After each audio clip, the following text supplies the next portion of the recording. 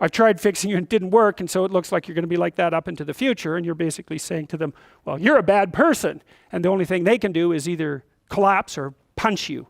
And punching you is actually better than collapsing. You know what I mean? It's such a counterproductive way of arguing. You don't leave the person any out. And so maybe, well, they're civilized so it doesn't get physical. Well, maybe that's good and maybe it isn't. But then they end up either really not happy with you in a way that they will manifest the first possible opportunity they get, or they have to go off in the corner and cringe. It's like, great, you won. It's like now your partner's either hates you or is cringing. It's great. That's a real good victory, man. Rack up about 100 victories like that and you'll be in divorce court and spending $250,000 while being miserable about it. Yeah. So anyway, so something objects to you and you think, okay, well, I need to take myself apart, right? Because there's a piece that's broken somewhere. And then you might think, well, let's assume it's a little piece to begin with. That's the right mechanism. It's like, okay, you got a C-. That doesn't prove that you're stupid. And now it implies that you might be stupid, but it doesn't, right, really, it does, and that's why you don't want to look at it. Maybe it implies that you're lazy, or implies that you're ignorant, or like it implies all sorts of terrible. Might imply that you're a bad person even. But you don't want to leap to that, and that's sort of the proclamation of innocence before guilt. Assume that you're the least amount of reprehensible and ignorant possible.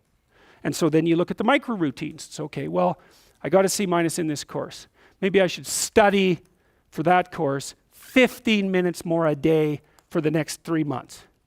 And then you ask yourself, do you think you could do that? No, I'm too useless. Okay, how about 15 minutes every second day? You think you could do that? You put it in your schedule, like 15 minutes every second day in the morning. And that's, well, you think, well, what's wrong with me? Well, I'm not very good at managing my study schedule. That's not quite down here at the behavioral level, but it's pretty close, because what you can take an action. You can open up your schedule and you can say, well, mark 15 minutes aside. Then you can practice doing that. It's pretty low level in the hierarchy. It means, well, you're still not a horrible person. You just got to polish up your work ethic. And so what you want to do is it's like the old adage, you got to stand up for yourself, but you don't want to make unnecessary enemies. That's a really good thing to know. It's like, shut the hell up most of the time, but now and then you don't shut up because it's time to say something. You don't want to make unnecessary enemies, though. Well, you don't want to take yourself apart any more than is absolutely necessary. Start little, and you do that with people around you too. Like if you have a child, and the child does something that isn't right, then you think, okay, minimal necessary intervention. What can we do to decrease the probability that that's going to occur in the future? And that's a good thing to know with children. It's also a good thing to know with your partners. You're having an argument with them. It's like, okay, what the hell do you want? What's the minimum thing you can request from them that would satisfy you? And the evil part of your soul is going to be, I want them cringing in a corner. It's like, yeah, get that stuff under control, man. See if you can figure out what that person could offer you that would be minimal that you would accept. And then tell them that. It's like, here's the words I would like you to say in the apology I would like you to formulate, assuming that you think you did something wrong. We have to argue about that because maybe you didn't. But if you did, I want to specify it precisely and narrowly, and I want to give you an escape route. And you might only be able to do it badly because you're still mad. So you apologize half-heartedly. It's like you get a pat on the head for that. Good. Next time it'll be 51%, not half-heartedly. Right? So it's careful training. It's careful training of yourself and other people with the goal in mind, but also with the least amount of harshness possible. And then the other thing to do as well, and this is also true for you, and this is something I learned from studying the behaviorists, is like watch the people around you like a hawk. Whenever they do something that you think is good, you tell them.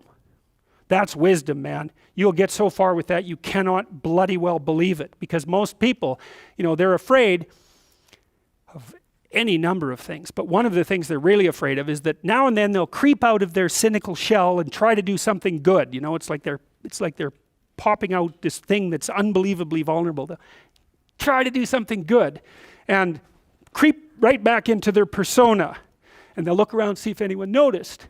And sometimes they'll get punished for it, and then they won't do it again, so don't do that. But then now and then you think, hey, I saw you do this. That was actually pretty good. And they think, wow, someone noticed, it's like, wow. And then they'll think, yeah, I could do that again.